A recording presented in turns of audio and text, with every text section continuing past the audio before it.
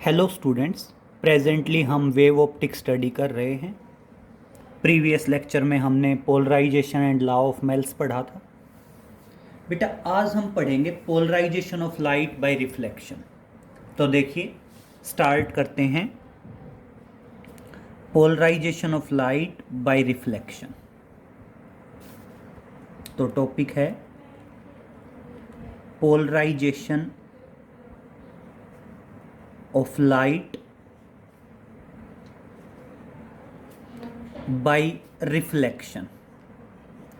ठीक है, हमने पोलराइजेशन ऑफ लाइट पढ़ना है और बाय रिफ्लेक्शन पढ़ना है। तो बहुत ध्यान से समझिए बेटा, इंपॉर्टेंट है आपका रे डायग्राम। आपको रे डायग्राम आए बनाना, बाकी तो सिंपल है। देखिए मान लीजिए ये कोई इंटरफेस है between rarer and denser medium. Clear? This one is rarer medium and this one is denser medium. Clear? One of them is rarer and other one is denser, and this is the interface x and y between rarer and denser medium. अब समझिए बेटा, कोई भी unpolarise light आके incident होती है। मेरी बात सुनेंगे बहुत ध्यान से। कोई भी अनपोलराइज लाइट आके इंसिडेंट होती है एट पॉइंट ओ। क्लियर? ये जो है अनपोलराइज लाइट है। बेटा अनपोलराइज लाइट को कैसे बताया गया है? लाइन और डॉट। लाइन और डॉट मतलब लाइन का मतलब है वाइब्रेशन ऐसे है, और डॉट का मतलब है वाइब्रेशन है perpendicular to the plane of the paper. और ये अपने आप में क्या है? मान लीजिए अनपोलराइज्ड लाइट है। क्लियर?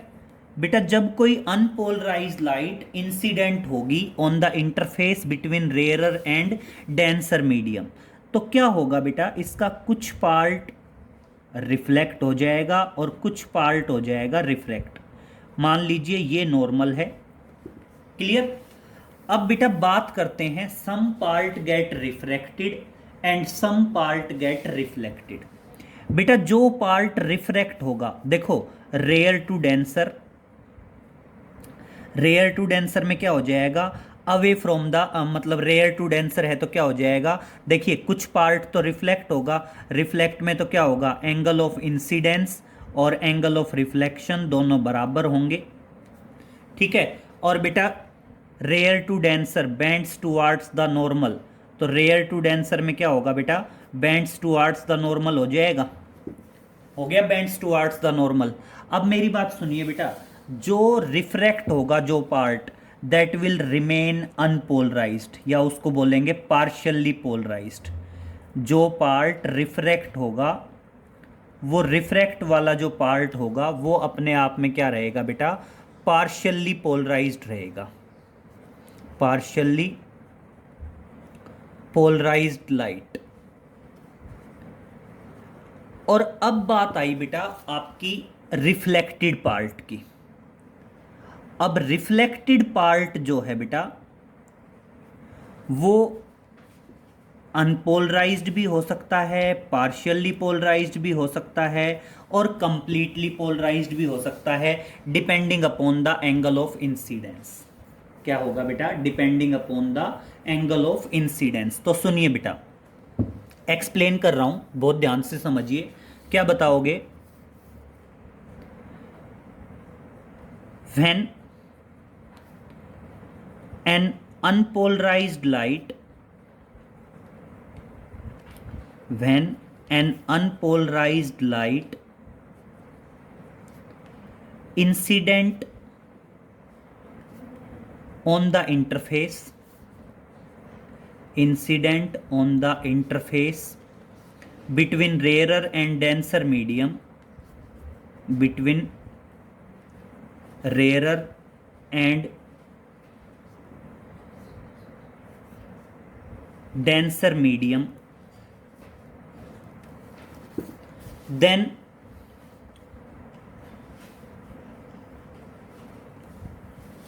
तो उस टाइम पे क्या होगा बेटा, some part get refracted and some part get reflected. तो देखिए बेटा, then number one, then the refracted part, then the refracted part of the light wave remain partially polarized, remain partially polarized, and second one, the reflected part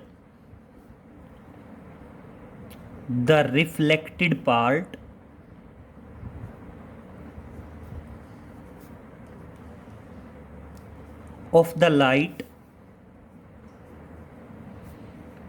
light may be number one unpolarized,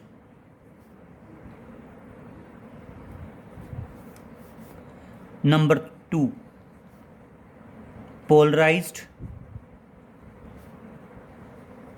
और number three partially polarized,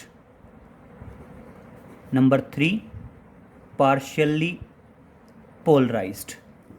clear. तो बेटा जो reflected part होगा, वो reflected part क्या हो सकता है बेटा, ध्यान रखेंगे, जो रिफ्लेक्टेड पार्ट होगा वो रिफ्लेक्टेड पार्ट अनपोलराइज्ड हो सकता है, पार्शियली पोलराइज्ड हो सकता है, और कंप्लीटली पोलराइज्ड हो सकता है, depending upon the angle of incidence. तो क्या बताओगे, जो रिफ्लेक्टेड पार्ट होगा वो अनपोलराइज्ड रहेगा। कब रहेगा unpolarised? If angle of incidence is 0 और 90। If angle of incidence is 0 degree और 90 डिग्री। क्लियर। तो जो रिफ्लेक्टेड पार्ट होगा वो रिफ्लेक्टेड पार्ट अनपोलराइज्ड रहेगा अगर आपका एंगल ऑफ इंसिडेंस 0 और 90 डिग्री होगा। 0 तो कब हो सकता है, बिल्कुल पैरेलल टू नॉर्मल आए, और 90 डिग्री कब हो सकता है, जब पैरेलल टू इंटरफेस आए। दोनों ही कंडीशन में जो रिफ्लेक्टेड लाइट रहेगी, जो रिफ्लेक्टेड पार्ट रहेगा, वो रिफ्लेक्टेड पार्ट क्या रहेगा बेटा, अनपोलराइज्ड रहेगा। नेक्स्ट बात करते हैं बेटा पार्शियली पोलराइज, मतलब कंप्लीटली पोलराइज्ड। बेटा कंप्लीटली पोलराइज्ड रहेगा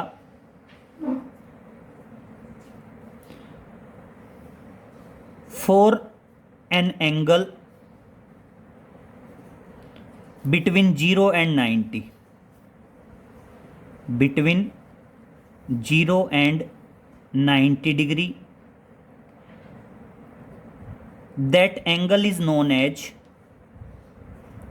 that angle is known as Brewster angle, या क्या बोलते हैं पोलराइजिंग एंगल, या तो उसको क्या बोलेंगे, पोलराइजिंग एंगल बोलेंगे। That angle is known as polarizing angle और ब्रेवस्टर एंगल, पोलराइजिंग एंगल और ब्रेवस्टर एंगल, या तो पोलराइजिंग एंगल बोल दीजिए या उसको क्या बोल दीजिए, दैट इज ब्रेवस्टर एंगल। क्लियर। 0 और 90 के बीच में एक पर्टिकुलर एंगल होगा जिसको पोलराइजिंग एंगल बोलेंगे बेटा, और उसके लिए जो रिफ्लेक्टेड रे होगी वो क्या रहेगी बेटा, कंप्लीटली पोलराइज्ड रहेगी। वो क्या रहेगी बेटा, कंप्लीटली पोलराइज्ड रहेगी। और उस टाइम पे रिफ्लेक्टेड और रिफ्रैक्टेड पार्ट दोनों एक दूसरे के परपेंडिकुलर होंगे। उस टाइम पे दोनों रिफ्लेक्टेड और रिफ्रैक्टेड पार्ट दोनों क्या रहेंगे, एक दूसरे के परपेंडिकुलर रहेंगे। और क्या बताओगे, पार्शियली पोलराइज्ड कब रहेगी, for all the angles, for all the angles between 0 and 90, between 0 degree and 90 degree except angle of polarization या एक्सेप्ट आईपी। आईपी क्या है? Except IP. आईपी मतलब except polarizing angle, except polarizing angle. ठीक है, polarising angle के accept, बाकी सभी के लिए क्या रहेगी? रे ऑफ लाइट। बाकी सभी के लिए ray of light partially polarized रहेगी। रिपीट कर रहा हूं बेटा, बहुत ध्यान से सुनना। एक अनपोलराइज लाइट इंसिडेंट हुई on the interface between rarer and denser medium. Some part get refracted which remain partially polarized. जो क्या रहेगा बेटा? कुछ पार्ट रिफ्रैक्ट हुआ जो क्या रहेगा? पार्शियली पोलराइज्ड रहेगा। सोचने की जरूरत नहीं है। जो सेकंड वन है रिफ्लेक्टेड पार्ट, वो reflected part may be unpolarised हो सकता है, मे बी पोलराइज्ड हो सकता है, और मे बी पार्शियली पोलराइज्ड हो सकता है, depending upon the angle of incidence. तो क्या होगा? If angle of incidence is 0 और 90, देन क्या रहेगा? आपका रिफ्लेक्टेड रे अनपोलराइज्ड रहेगी। और अगर आपका एंगल ऑफ इंसिडेंस, ठीक है ना, अगर एंगल ऑफ इंसिडेंस 0 और 90 के बीच में एक पर्टिकुलर एंगल है जिसको हम पोलराइजिंग एंगल बोलते हैं, तब क्या रहेगी? आपकी रिफ्लेक्टेड रे क्या रहेगी? पोलराइज्ड रहेगी। और सारे एंगल 0 और 90 के बीच में एक्सेप्ट आईपी रे क्या रहेगी? For all the angle of incidence आएगा बेटा। For an angle of incidence between 0 and 90, for an angle of incidence between 0 and 90, for all the angles between 0 and 90 except the polarizing angle। तो clear हुआ? आपकी जो reflected ray है वो unpolarised हो सकती है, पार्शियली पोलराइज्ड हो सकती है, और कंप्लीटली पोलराइज्ड हो सकती है, depending upon the angle of incidence. एक पॉइंट नोट में डालेंगे,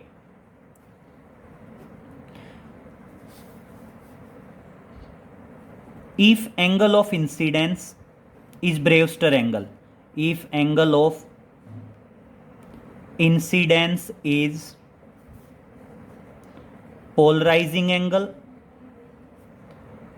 polarizing angle और Brewster angle, polarizing angle, या उसको क्या बोल सकते हैं? that is Brewster angle, then reflected ray, then reflected and refracted,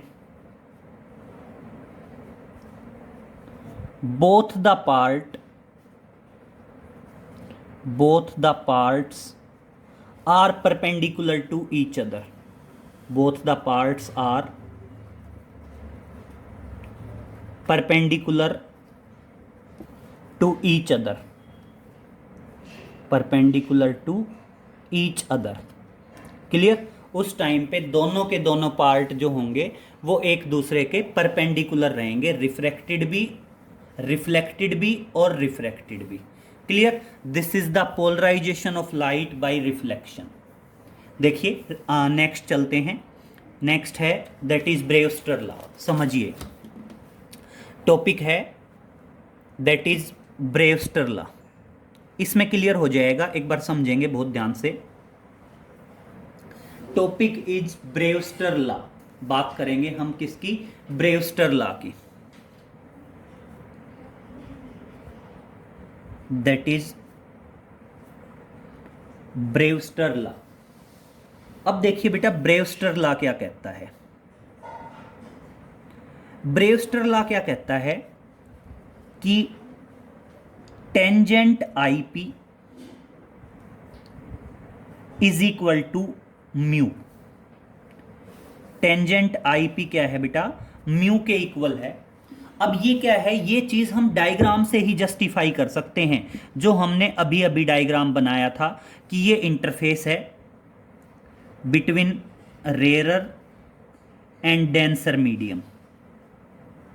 और मान लीजिए आप कहते हो डेंसर मीडियम का रिफ्रैक्टिव इंडेक्स है mu, this is X and Y, interface between rarer and denser medium, some unpolarized light wave incident on the interface between rarer and denser medium। बेटा ये A है और ये अपने आप में अनपोलराइज लाइट वेव है, बहुत ध्यान से सुनते जाना, ये अपने आप में क्या है, अनपोलराइज लाइट वेव है। लाइन और लाइन के ऊपर जो डॉट लगा दें that will represent the unpolarised light, unpolarised light incident हुई। बेटा नॉर्मल आ गया, नॉर्मल आने के बाद कुछ पार्ट रिफ्लेक्ट होगा एंड बेटा कुछ पार्ट होगा आपका रिफ्रैक्ट। जो पार्ट रिफ्रैक्ट होगा उसको सोचने की जरूरत नहीं है, वो क्या रहेगा, अनपोलराइज्ड रहेगा, या उसको हम बोल सकते हैं दैट इज पार्शियली पोलराइज्ड। ये क्या रहेगा, दैट इज पार्शियली पोलराइज्ड। ये अपने आप में क्या रहेगा, पार्शियली पोलराइज्ड रहेगा, पार्शियली पोलराइज्ड लाइट। और जो रिफ्लेक्टेड है वो अनपोलराइज्ड भी हो सकता है, कंप्लीटली पोलराइज्ड भी हो सकता है, पार्शियली पोलराइज्ड भी हो सकता है, depending upon the angle of incidence. अगर एंगल ऑफ इंसिडेंस 0 या 90 होगा तो अनपोलराइज्ड रहेगा, और 0 और 90 के बीच में एक पर्टिकुलर एंगल आता है जिसको बोलते हैं ब्रेवस्टर एंगल या पोलराइजिंग एंगल, उसके लिए ये क्या रहता है, अपने आप में कंप्लीटली पोलराइज्ड हो जाता है रिफ्लेक्टेड पार्ट। रिफ्लेक्टेड पार्ट अपने आप में क्या होगा, दैट इज कंप्लीटली पोलराइज्ड। ठीक है, this is the polarized light. बस प्रॉब्लम क्या है, उस टाइम पे रिफ्लेक्टेड और रिफ्रैक्टेड दोनों की दोनों पार्ट एक दूसरे के परपेंडिकुलर होंगे। ये ए मान लीजिए, this is B and this one is C. Clear. अब ब्रेवस्टर लॉ की स्टेटमेंट सुनिए। ब्रेवस्टर लॉ की स्टेटमेंट क्या है बेटा, tangent of angle of polarization. और कहां पे है बेटा angle of polarization, at the interface between rarer and denser medium will be equal to, तो देखिए क्या है, according to Brewster law, according to Brewster law the tangent of angle of polarization, the tangent of angle of polarization, the tangent of angle of polarization, या angle of polarization कह दो या polarizing angle कह दो, tangent of angle of polarization कहाँ पे बेटा, at a point on the interface, at a point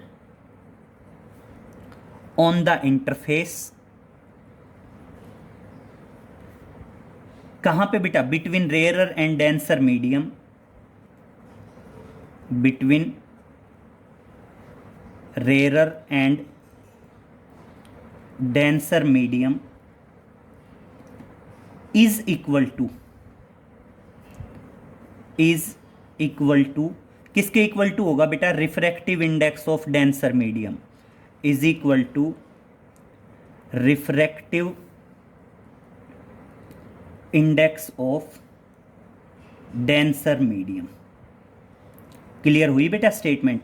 ब्रेवस्टर law की स्टेटमेंट क्या है, tangent of angle of polarization at a point on the interface between rarer and denser medium will be equal to the refractive index of denser medium. अब समझिए बेटा, अगर ये angle I P है तो ये एंगल भी क्या होगा, आई पी रहेगा, according to law of reflection, angle of incidence angle of reflection के बराबर रहेगा। बेटा ये कंप्लीट एंगल 90 था, तो आई थिंक ये एंगल कितना रहेगा, 90 माइनस आई पी रहेगा। बेटा ये एंगल ऑफ रिफ्रैक्शन मान लें आर, तो मेरे हिसाब से ये वाला जो एंगल है, ये वाला एंगल क्या होगा, 90 माइनस आर होगा। ठीक है, तो देखिए अब आप क्या बताओगे, now at the polarizing angle, now at the polarizing angle the reflected and refracted part, the reflected and refracted part both are perpendicular to each other। बेटा जब ऐसी कंडीशन होती है तो उस टाइम पे जो रिफ्रैक्टेड और रिफ्लेक्टेड पार्ट है both are perpendicular to each other, perpendicular to each other. बेटा दोनों एक दूसरे के परपेंडिकुलर होंगे तो जो एंगल बी ओ वाई होगा और प्लस जो एंगल सी ओ वाई होगा, angle B O Y plus angle C O Y that is equal to 90। बेटा दोनों एक दूसरे के परपेंडिकुलर हुए तो दोनों का सम कितना होगा, 90 होगा। अब देखिए बेटा बी ओ वाई किसके बराबर है, 90 minus I P. C O Y किसके बराबर है, 90 minus R that is equal to 90 आ गया। और अब देखिए यहां से आप सिंपल सिंपल कह सकते हैं 90 उधर जाएगा आर उधर जाएगा तो आपका 90 माइनस आई पी, बेटा आपका 90 माइनस आई पी किसके बराबर हो जाएगा, आर के बराबर आ जाएगा। अब देखना क्या करें, लॉ ऑफ मेल्स लगाएं। बेटा जो रेयरर मीडियम है, रेयरर मीडियम मान लीजिए एयर, रेयरर मीडियम क्या मान लीजिए, एयर मान लीजिए। तो अब क्या करेंगे, now applying Snell's law at point O, at point O. बेटा स्नेल्स लॉ अप्लाई करो, कहां पे करो Snell's law apply, point O पे स्नेल्स लॉ अप्लाई करो। मैं स्नेल्स लॉ अप्लाई कर रहा हूं पॉइंट ओ पे, तो क्या आएगा, sine of angle of incidence, incidence की जगह आईपी है, upon sine of angle of refraction will be equal to refractive index of, R के साइड का रिफ्रैक्टिव इंडेक्स ऊपर और आई के साइड का रिफ्रैक्टिव इंडेक्स नीचे, एयर है तो 1 आ जाएगा। और अब देखिए बेटा मैं यहां पे आर की वैल्यू रख रहा हूं तो क्या आ जाएगा, sine I P upon sine R की जगह क्या आ जाएगा बेटा, 90 माइनस आई पी, और 1 का कोई मतलब नहीं है तो म्यू के बराबर आ जाएगा।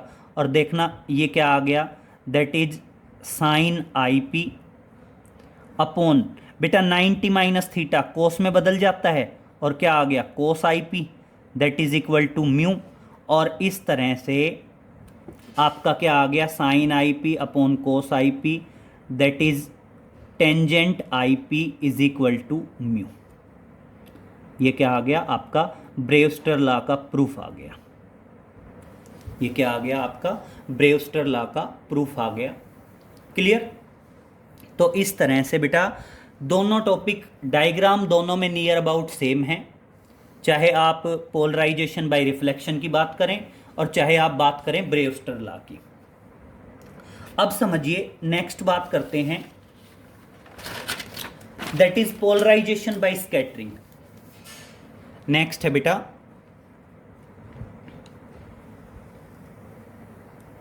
Polarisation by scattering, that is polarization by scattering.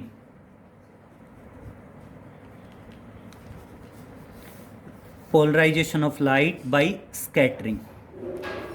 हमने पोलराइजेशन ऑफ लाइट पढ़ना है और पोलराइजेशन ऑफ लाइट कैसे पढ़ना है बेटा, स्कैटरिंग से पढ़ना है।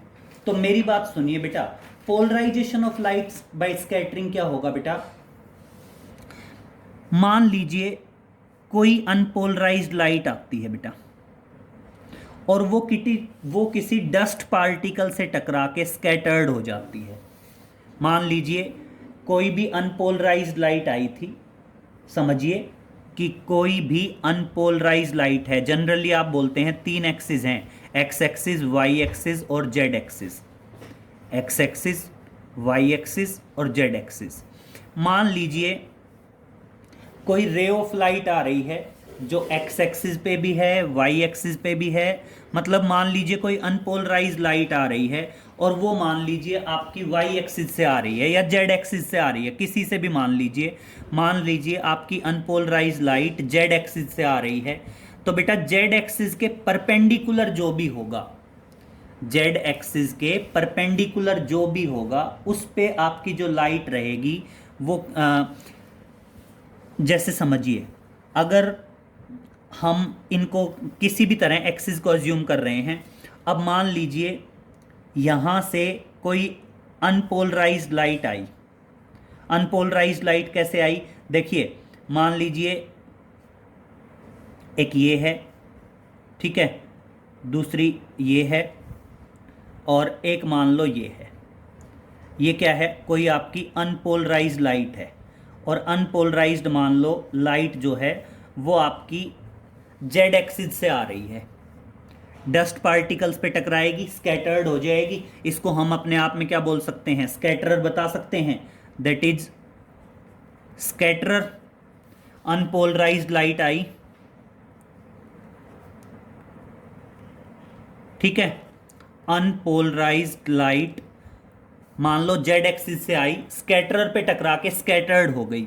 अब बेटा सिर्फ और सिर्फ वही लाइट पोलराइज्ड होगी जो इसके परपेंडिकुलर होगी। अगर ये जेड एक्सिस से आ रही है तो इसके परपेंडिकुलर क्या होगी, या तो एक्स एक्सिस वाली होगी या फिर इसके परपेंडिकुलर कौन सी होगी बेटा, वाई एक्सिस वाली होगी। तो इसके परपेंडिकुलर अगर हम ऑब्जर्व करेंगे तो परपेंडिकुलर जो लाइट होगी वो परपेंडिकुलर क्या रहेगी, अपने आप में पोलराइज्ड लाइट रहेगी।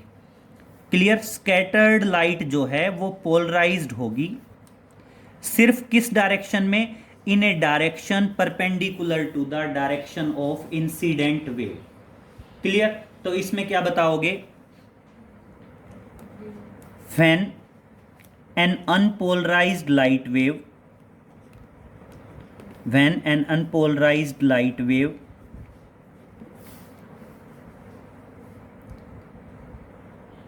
incident on a scatterer and get scattered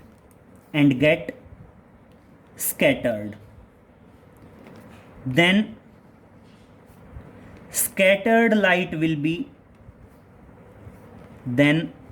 scattered light will be polarized in a direction, then scattered light will be polarized in a direction perpendicular to the direction of unpolarized light wave, perpendicular to the direction of unpolarized light wave। Clear, मतलब अगर मान लो unpolarised light Z axis से आ रही है और scattered पे टकरा के स्कैटरर हो गई, स्कैटरर पे टकरा के स्कैटर्ड हो गई, तो बेटा अगर ये जेड एक्सिस से है तो एक्स एक्सिस और वाई एक्सिस, सिर्फ दो एक्सिस पे आपको पोलराइज्ड लाइट मिलेगी, बाकी सभी डायरेक्शन में रे ऑफ लाइट क्या रहेगी, अनपोलराइज्ड रहेगी। क्लियर, तो आज वाले लेक्चर में बेटा हमने पढ़ा polarization by reflection and polarisation by scattering. बस बेटा नेक्स्ट जो लेक्चर करेंगे उस नेक्स्ट लेक्चर में हम वेव ऑप्टिक्स को कंक्लूड करेंगे, तो इतना कर लीजिए, नेक्स्ट लेक्चर में मिलते हैं। Okay, thank you.